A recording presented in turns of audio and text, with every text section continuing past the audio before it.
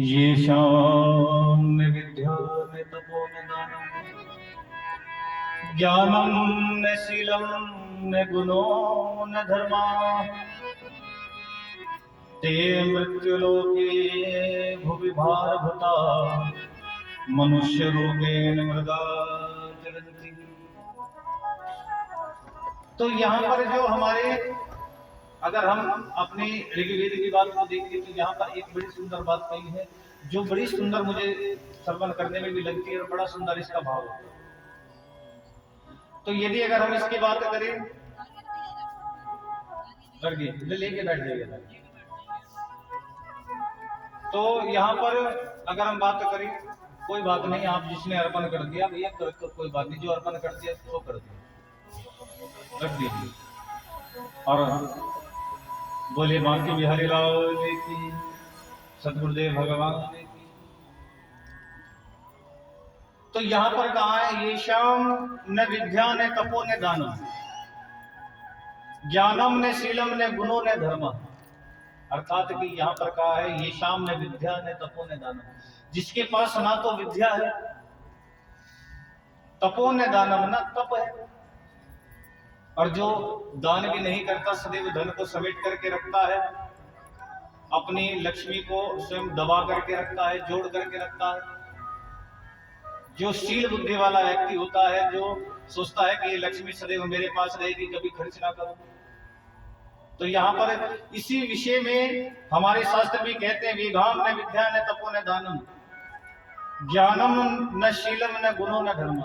ज्ञानम, न ज्ञान है, न शील, न शीलता है, न गुणों न दानम, न गुण है और गुण ना है, ना धर्म, न धर्म का ज्ञान है, न गुण है, न धर्म का ज्ञान है। ते मृत्यु लोक के भूमि भारी था। ते मृत्यु लोक, मृत्यु लोक किसको कहा है? अर्थात हमारे इस भूलोक को मृत्यु लोक। मृत्यु लोक का अर्थ है कि जहां मृत्यु होती है वो मृत्यु लोक है। स्वर्ग आदि में चले जाओ, वहां कोई नहीं मरता, इसलिए उसको स्वर्ग कहा। ये मृत्यु लोक, जहां पर मृत्यु हो वो मृत्यु लोक। मृत्यु लोक के भूमि भारी था,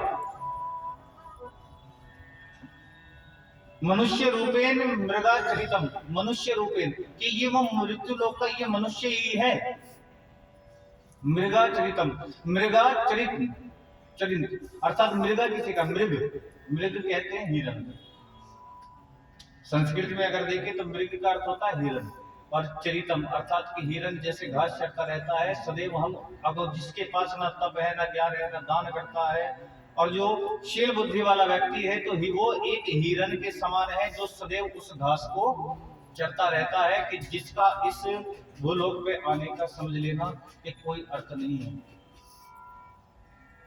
उस विषय में यहाँ पर कहा है। तो इसलिए सदैव बुद्धि अपनी स्थिर करनी चाहिए, ज्ञान भी हम सभी को स्वयं प्राप्त करना चाहिए। तो इसी प्रकार से ये श्रीमद् भागवत भी हमारी यही हम सबको सिखाती है। सप्तम दिवस की कथा भी, जिसमें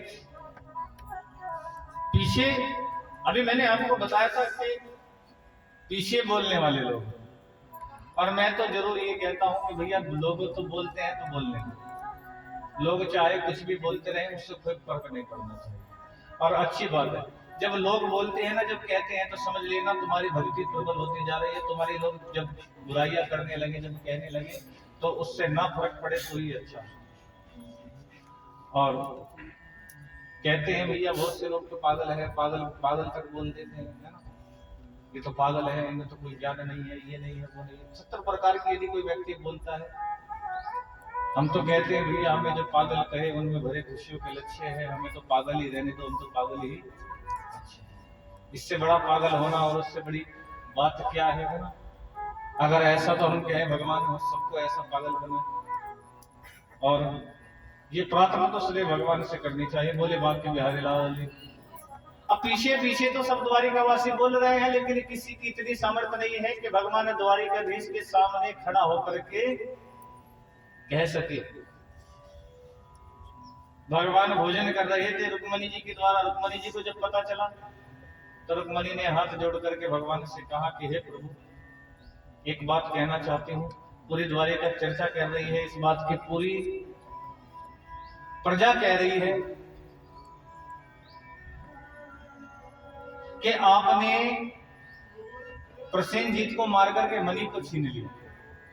हमारे पे क्या किसी बात की कोई कमी थी जो आपको मणि छीनने की आवश्यकता पड़ेगी?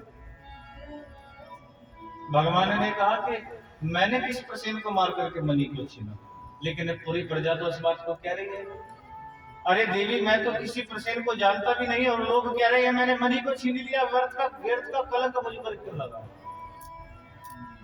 अब यहीं से इस चीज का प्रमाण मिलता है, भागवत से भी प्रमाण मिलता है। देखिए भागवत से प्रमाण क्या मिलता है, हम लोग कहते हैं ना कि भगवान की इच्छा के बिना कुछ नहीं हो सकता, और जब भगवान की इच्छा के बिना कुछ नहीं हो सकता तो फिर भगवान ने क्यों चाहा कि उनके ऊपर व्यर्थ का कलंक लगे? इसका भी तो कोई कारण हो। सुखदेव जी कहते हैं भगवान ने क्यों चाहा कि उनके ऊपर व्यर्थ, अर्थात कि भगवान स्वयं ये बताना चाहते हो कि लोगों ने तो भैया भगवान पर भी कलंक लगा लिया, भगवान को भी नहीं छोड़ा, अगर तुम्हें कोई कुछ कहता है तो इसमें कोई ज्यादा आश्चर्य की बात मत करना, उसको ज्यादा दिल पर मत लेना। लोग वाले तो भगवान पर भी कलंक लगा, भगवान पर भी कलंक लगा, ताकि इस चीज को समझ सके। इसलिए भगवान ने अपने अब गर्गाचार्य जी के पास जाकर के कहा कि जरा आप थोड़ी हमारी कुंडली वगैरह देख करके बताइए कि हम पर व्यर्थ का कलंक क्यों लगा।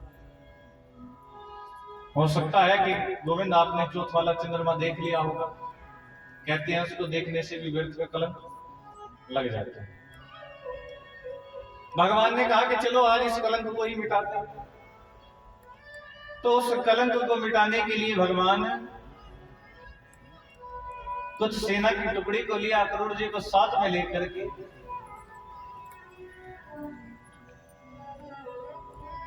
जंगल की ओर चले जा रहे थे। शेर को मरा हुआ देखा, मणि शेर के पास नहीं मिली, शेर के पंजों में कुछ रीछ के बाल थे। थोड़ी आगे चले तो एक गुफा दिखाई दी। भगवान समझ गए कि गुफा जामवंत जी की है, सभी से लौट करके जाने के लिए कहा। भगवान ने अकेले ही गुफा के अंदर प्रवेश किया और अकेले गुफा के अंदर प्रवेश करके, क्यों? क्योंकि यहां पर अगर हम देखें भगवान ने सबको लुटा दिया और कहा कि आप लौट करके जाइए, आगे का कार्य हमारा कि यदि अगर हम बात करें करने वाले तो स्वयं वो प्रभु हैं।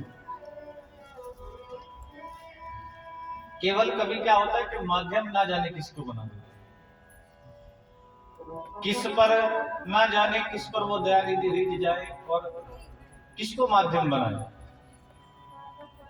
अब देखिए मैं एक बड़ी सुंदर बात यहाँ पर आप सभी को कहने जा रहा हूं कि माध्यम की जब बात आई है तो भगवान चाहे माध्यम किसको बना। यहां जो आप सब कथा को श्रवण कर रहे हैं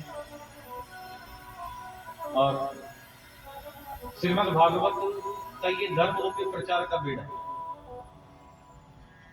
हमारे जो स्वामी जी है निर्जनंद जी जो बैठे हैं, इस धर्म रूपी बेड़े को जिन्होंने अपने हाथ में उठाया है, कहा कि संसार में कोई धर्म प्रचार करे चाहे ना करे, लेकिन मैं अपने सनातन धर्म को आगे लेकर के चलूंगा और सनातन धर्म को आगे बढ़ाने के लिए, सभी को एक अपने धर्म की ओर करने के लिए, ज्ञान देने के लिए श्रीमद् भागवत कथा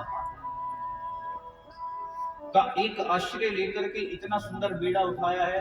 अब ये भी देखिए कि ये इस सुंदर बीड़े के उपलक्ष्य में ये जो श्रीमद् भागवत कथा यहाँ पर जो हो रही है, इस बीड़े को जो उठाया है, अब ये भी जानते हैं तो इस सुंदर कथा का आयोजन जिनके द्वारा, अर्थात कि भगवान ने माध्यम किसको बनाया, इनको, जिनके द्वारा ये कथा हो रही है कि भगवान किसी न किसी को माध्यम बनाते हैं और किसी न किसी के द्वारा वो श्रीमद् भागवत कथा श्रवण हो रही है, अर्थात वो ज्ञान उसको प्राप्त हो रहा है। अर्थात यही होता है कि भगवान की अगर हम बात करें कि ठाकुर जी का भी दर्शन करते हैं कि भगवान की छवि का यदि अगर निर्णय करें, भगवान की छवि का ध्यान करें, तो एक बार यदि भगवान की छवि इस हृदय में यदि अगर बस जाती है तो समझ लेना उसको, उस छवि को दूर करना बड़ा कठिन हो जाता है। और फिर एक बार यदि अगर बांके बिहारी कि उस छवि का हृदय में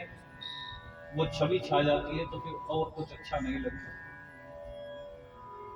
तो श्रीमद् भागवत में यही है कि भागवत सुन करके भी ठाकुर जी की याद आने लगे तो हमारी श्रीमद् भागवत भी समझ लेना कि सफल है। केवल हमारा मन एक ही चीज पर अटक करके रह जाए और वो है कृष्ण, और ठाकुर जी पर यदि मन अटक जाए तो, क्योंकि अब ये एक बड़ी सुंदर बात मेरे यहाँ पर याद आई है, बड़ा सुंदर भाव यहाँ पर याद है जो सर्वप्रिय बहुत प्रिय लगता है, बहुत अच्छा लगता है, बड़ा सुंदर भाव है। बोले भाग्य बिहारी लाल की